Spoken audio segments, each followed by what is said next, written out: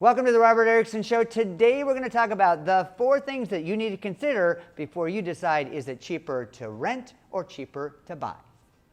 For over 24 years, I've dedicated my life to bring you the very best marketing skills, innovation, and negotiating strategies for your properties to net you the best possible price in the least amount of time for you and your family. Welcome to the Robert Erickson Show.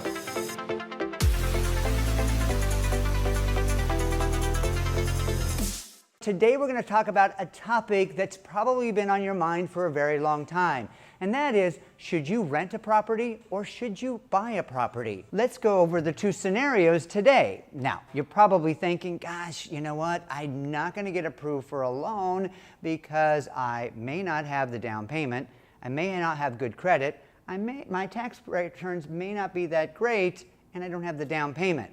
So let's check out renting and buying. Now, when you go ahead and rent a property, you're going to need to go through that approval process. In fact, you have a management company or a limited partnership or a corporation that's looking at your application. They're going to want your bank statements. They may even run your credit. Actually, I think they do run your credit, and they're going to ask for past references.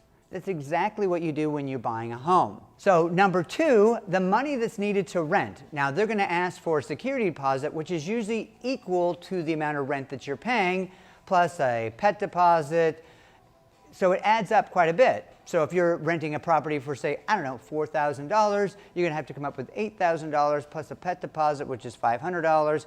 And some management companies also charge for water, electric, and trash that will have to be added on to that every month. When you move into a property, just like if you were to buy, it's not going to be perfect. You'll probably want to buy new furniture. You may want to paint to make it your own. You're going to still have to pack. You're still going to have to unpack. You still have to hang your clothes, hang your photos, and maybe get new dishes for the rental property. And again, it's just the rental property. Now, also when you're renting, it's never going to be perfect. You're going to make changes to the property that you wouldn't normally unless you were going to buy. Now, keep in mind that you're also paying somebody else's mortgage, probably a corporation, a limited partnership. A manager probably doesn't even, have limited access to them. So you're paying for, somebody else's mortgage and paying it down. So that's a good point when you're trying to make a decision between whether you should buy or to sell. And my last point is, you can establish some credit while you're renting. If you ask the management company, they will go ahead and report to the credit bureaus so that you can establish better credit as you are renting. The flip side to renting versus buying, let's look at the numbers, okay? Say, for instance, you're going to rent a property for, say, I don't know, $3,900 a month. Now in Los Angeles, $3,900 maybe get you a 1-bedroom and a den. Depending on where you're at, could possibly get you a 2-bedroom, 2-bath. You could split that with a roommate.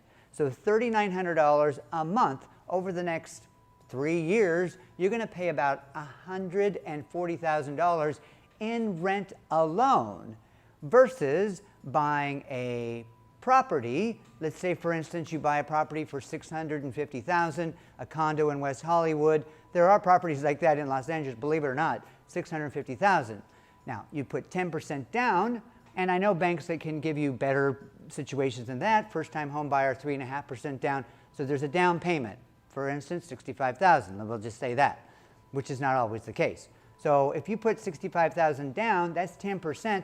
You're going to pay over that 3 years about $130,000 on that mortgage versus the $140,000. Let's talk about 4 years. Now, if you're 4 years in a property, you would have, if you're renting, pay over $190,000 just to rent that property for 4 years.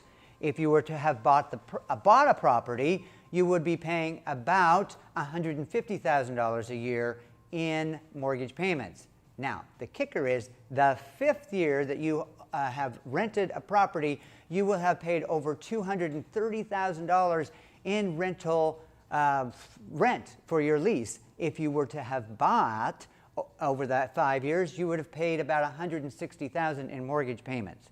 Now, the kicker is, at the end of that, if you bought the property for $650,000, in 5 years, it's probably worth $710,000, possibly more. So you would have made about $50,000 in equity on that property and paid a lot less in mortgage payments than you would have rent. Thank you for watching today. If you have any questions about this topic or any other topic that you feel is important to you, please subscribe below. Go to my Instagram, Robert Erickson LA, or you can go to my website and subscribe. It's Erickson Estates LA. Look forward to hearing your comments and talking to you soon.